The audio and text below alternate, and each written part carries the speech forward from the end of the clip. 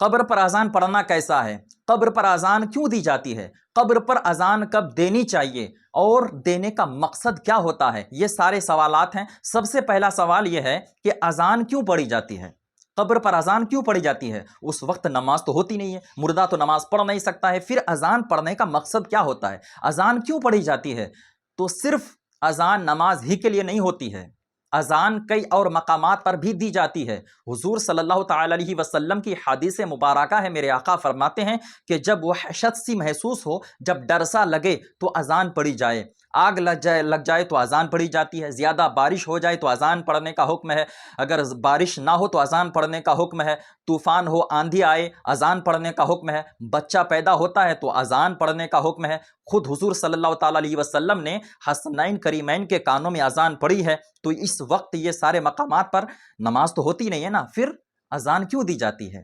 اذان اس لیے دی جاتی ہے کہ اگر شیطان ہو تو شیطان بھاگ جاتا ہے، وحشت سی لگے تو اذان پڑھنے سے ڈر دور ہو جاتا ہے۔ یہ اذان کی برکتیں ہیں، اذان ایک ذکر ہے۔ تو اذان قبر پر کیوں پڑھی جاتی ہے؟ اس لیے کہ حدیث شریف میں ہے جب ہم میت کو دفناتے ہیں تو میت کو وحشت سی محسوس ہوتی ہے، ڈر سا لگتا ہے، تو اس لیے اذان پڑھی جاتی ہے کہ اذان کی برکت سے میت کو انسیت حاصل ہو اور جو وحشت سی محسوس ہوتی ہے وہ دور ہو جائے۔ اور دوسری وجہ، دوسرا مقصد یہ ہے کہ جب میت کو ہم دفنا دیتے ہیں تو قبر میں سوال و جواب ہوتے ہیں، اس وقت روایت میں ہے کہ شیطان بہکانے آتا ہے، شیطان میت کو بہکانے کے لیے آتا ہے۔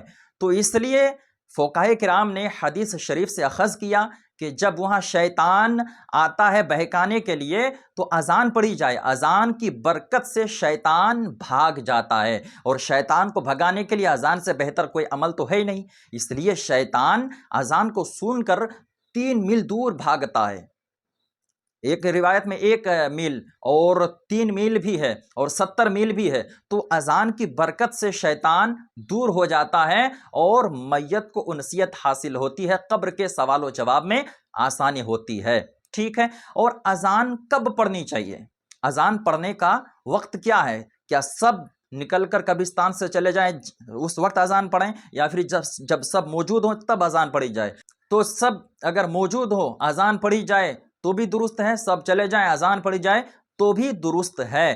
آج کل لوگ قبرستان میں تو رکتے ہی نہیں ہیں، قبرستان میں رکنے کا نام ہی نہیں لیتے، مٹی ہو جاتی ہے فوراً بھاگنے لگتے ہیں، جبکہ مستحب یہ ہے، حدیث شریف میں یہ ہے کہ اتنی دیر تک قبرستان میں ٹھہرا جائے جتنی دیر میں کہ ایک اونٹ کو ذبح کر کے اس کا گوشت تقسیم کیا جاتا ہے۔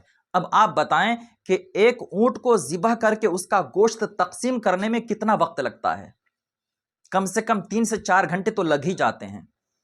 تو میرے پیارے دوستو، جب کوئی انتقال کر جائے، اس دنیا سے گزر جائے، تو ان کی قبر پر تھوڑی دیر رک کر صحیح تسبیح و تحلیل کر لیا کرو۔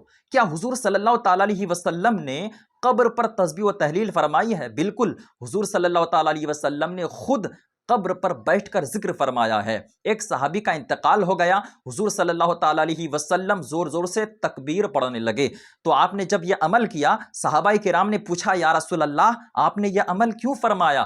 تو حضور سرور کون و مکان صلی اللہ تعالی علیہ وسلم ارشاد فرماتے ہیں یہ عمل میں نے اس لیے کیا کہ یہ جو صحابی، جو نیک بندہ انتقال کر گیا ہے، ان کی قبر تنگ ہو گئی تھی، اس لیے میں نے تسبیح و تحلیل پڑھنا شروع کر دی تاکہ یہ تسبیح تحلیل کی برکت سے ان کی قبر کشادہ ہو جائے۔ میں نے ذکر و اذکار کیا تو ذکر و اذکار کی برکت سے ان کی قبر کشادہ ہو گئی۔ سبحان اللہ۔